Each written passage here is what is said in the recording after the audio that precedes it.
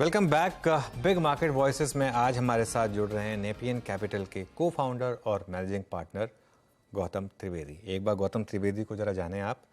भारतीय और Asian financial markets में 25 साल से ज़्यादा का अनुभव है गौतम के पास। रेलिगर जीएस इंडिया मतलब गोल्डमैन सैक्स जैसी कंपनियों में काम कर चुके हैं। रिलायंस की भी कॉर्पोरेट फाइनेंस और एम&ए टीम के साथ जुड़े हुए थे गौतम 4 साल तक, तो कॉर्पोरेट एक्सपीरियंस भी है इनके पास।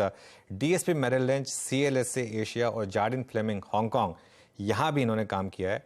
और एक चीज़, ट्रैवल भी करते हैं गौतम काफ़ी, और ट्रैवलॉग्स लिखते हैं जिससे काफ़ी वो इन्वेस्टमेंट के पैरेलल्स जोड़ने की कोशिश करते हैं। Gautam ji, good morning. गणेश चतुर्थी की बहुत बहुत शुभकामनाएं। बताइए, लास्ट ट्रैवल क्या किया आपने और क्या सीखने को मिला मार्केट को लेकर उससे? मैं फिलहाल 10 दिन पहले हांगकांग गया था, तो मतलब इंडिया में इतना ट्रैवल अब तक नहीं हुआ है बारिश की वजह से। लेकिन हांगकांग में जो मैंने देखा कि करीबन 7 से 8 बड़े इन्वेस्टर्स को मिला, mostly hedge funds, because Hong Kong अभी हेज फंड्स और क्वांट फंड्स के लिए हब बन चुका है एशिया में। और चाइना के लिए जो मतलब लैक ऑफ इंटरेस्ट में जो बताऊं कि absolutely no interest in China. लोगों का पैसा वहां टूटा है और काफी गुस्सा है उन लोग को उस मार्केट पे। और दो ही मार्केट पे चर्चा हो रही थी। एक तो था जापान, जो इस साल करीबन 30% का रिटर्न दे चुका है, और दूसरा इंडिया। तो यही दो दो मार्केट में इंटरेस्ट था, बाकी मार्केट में ज्यादातर इंटरेस्ट नहीं था। चाइना का सवाल ही नहीं पैदा होता। ओके, चलिए। चाइना का सवाल ही नहीं पैदा होता। लेकिन फिर ये डाइकॉटमी है गौतम जी, फिर पैसा क्यों नहीं आ रहा है? एफआई का पैसा दिखता क्यों नहीं है हमको? सेलिंग ही आ रही है रोज। नहीं, ये सेलिंग आ रही है करीबन, मुझे लगता है पिछले या 3 हफ्ते से। लेकिन ये भी आप देखिए ना कि अप्रैल से जब ये अपना बॉटम था मार्केट का, इस साल की बात कर रहा हूँ बॉटम, तब से करीबन 19.5 से 20 बिलियन डॉलर का निवेश हो चुका है फ्रॉम एफआईज। तो वो हिसाब से आप देखें तो 3 हफ्ते, पिछले 3 हफ्तों में थोड़ा प्रॉफिट बुकिंग जो कर ले तो क्या बड़ी बात है। और फ्रैंकली मेरा ये मानना है कि मार्केट आज की तारीख में, अपना जो इंडिया मार्केट है, it's the most expensive market, सबसे महंगा मार्केट है विश्व का। एट 20 टाइम्स, कैलेंडर 24 की बात कर रहा हूं, जो पी उसका वैल्यूएशन आ रहा है 20 time. It is the same valuation as the S&P 500 America में। तो आप जब अमेरिकन इन्वेस्टर हो और जो आपको सेम वैल्यूएशन पे आपके खुद के कंट्री में आपको जो जो वैल्यूएशन मिल रहा है, तो इंडिया में ऑफकोर्स नॉट फॉरगेट, अब यहाँ पे एक्सचेंज रेट रिस्क भी तो है, बिकॉज हर साल रुपया करीबन 5 से 6% डिप्रिशिएट तो होता ही है। तो keep that factor also in mind कि भाई आज की तारीख में we are the most expensive, if not the most expensive, the second most expensive market in the world, including America. Okay अच्छा सर, अभी चाइना को ही पकड़ के बात करते हैं थोड़ी सी। और वो ये कि चाइना जिस तरीके से अपनी इकोनॉमी को स्टेबलिस दे रहा है, उससे दो चीज़ों पर हमें बात करने का मौका मिल रहा है, या फिर ट्रीट करने का मौका मिल रहा है, या फिर एक पर्सपेक्टिव ड्रॉ करने का मौका मिल रहा है। वो है कि वो एक मेटल्स को स्विंग दे रहा है, और आज से 3-4 महीने पहले जो केमिकल मार्केट में उसकी डंपिंग हो रही थी, यूरोप की डिमांड पहले से काफ़ी स्ट्रांग थी, प्राइस सॉफ्ट हो रहे थे। चाइना को देखते हुए और उसके हालात को देखते हुए, उसकी इकोनॉमी को देखते हुए, सर आपका व्यू क्या है? क्या ये दो स्पेस आपको इस वक्त अट्रैक्ट कर रहे हैं? Metals at all time high और केमिकल्स में एक लोअर लेवल से मूव, आपका इन दो स्पेस पर व्यू सर?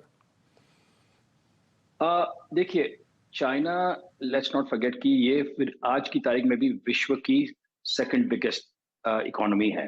तो नंबर 1, नंबर 2, इस साल जो कंसेंसस एस्टिमेट्स आ रहे हैं कि इस साल भी उनका जीडीपी करीबन 5.5 से 6% का ग्रोथ दिखाएगा। तो ऐसा भी तो नहीं है कि चाइना में ग्रोथ एब्सोल्युटली खत्म हो गया है। ये हमको एक बात ये समझनी पड़ेगी। दूसरा जो इम्पैक्ट है, China is still today the biggest consumer of commodities. Metals में कोई भी मेटल आप ले लो तो China is the biggest consumer. Rare metals ले लीजिए जो ईवी में जाते हैं, ईवी की बैटरी में जाते हैं, वो भी China is the biggest consumer.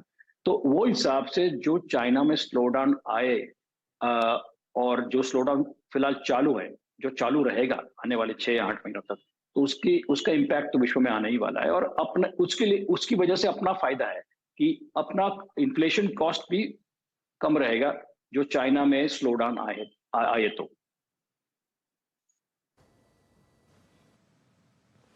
Okay अच्छा सर, अब आप आज हैं यहाँ पर इस मंच पे हमारे साथ बातचीत करने के लिए। आज आपके जी। आने से पहले दो चीजें हो रही हैं। पीएसयू बैंक से all time high Nifty PSU bank index, और एक और इंडेक्स जो कि ऑल टाइम हाई पे है वो है निफ्टी ऑटो। मतलब आप समझ लीजिए सर, मार्च 2020 का ये इंडेक्स 4700 का 4700 का आज 16,561 16,500 पे खड़ा है। जो लास्ट रिपोर्टेड फिगर्स थी जितनी भी ऑटो कंपनियों की, उनमें एक चीज अच्छी थी कि एक्सपोर्ट मार्केट्स उनके फिर ठीक ठाक कर रहे हैं। एक्सपोर्ट्स नंबर्स थोड़े से अच्छे थे इस बार। आपका व्यू पे सर ऑटो पे क्या है इस वक्त? अगर बहुत अच्छा पैसा आपने बना लिया है तो क्या करें, या फिर अभी भी किस स्पेस पे कमिटेड रहें? और अगर एक दो स्टॉक्स पे अगर आप बात करने में कंफर्टेबल हैं तो वो भी प्लीज जरूर बताइएगा। मैं स्टॉक्स के विषय में बात नहीं करूंगा, लेकिन जो सेक्टर में जो मजबूती है, जिस तरह से फेस्टिव सीजन अभी शुरू होगी, तो मुझे लगता है कि इस साल we will exceed last year's auto sales, मुझे जिस तरह से मार्केट फीडबैक आ रहा है। Number one. नंबर टू, दूसरे आप देखिए ऑटो में आप नंबर ऑफ कार्स सोल्ड मत देखिए, वैल्यू वाइज देखिए, क्योंकि हमारे देश में प्रीमियमाइजेशन और लग्जरी सेगमेंट की तरफ मूवमेंट चल रही है, क्योंकि पर कैपिटा इनकम, अर्बनाइजेशन, और आप देखिए कि ये सिर्फ टॉप 7-8 मेट्रो में नहीं है, ये करीबन टॉप 50 to 60, 50 से 60 जो जो सिटीज है इंडिया में, वहां से डिमांड आ रहा है। मैं आपको एक उदाहरण देता हूँ। ये मर्सिडीज बेंज की एसयूवी, जो लोएस्ट लेवल की एसयूवी है, उसको बोलते हैं जीएलसी। मतलब जीएलसी होती है जीएलई और जीएलएस, सबसे महंगी है जीएलएस। तो जीएलसी की जो एसयूवी है वो करीबन 92 lakhs ऑन द रोड पे लॉन्च हुई है। ये ऑन रोड प्राइस की बात कर रहा हूँ। एंड ये जो भाव है, मतलब इतना महंगा है for a GLC, not even GLE. उनको ओपनिंग फर्स्ट हफ्ते के अंदर 1500 गाड़ियों की बुकिंग्स आ गई। आप अब ये सोचिए कि इतनी महंगी गाड़ी के लिए 1500 पहले हफ्ते के अंदर ही इनको इतना डिमांड मिला।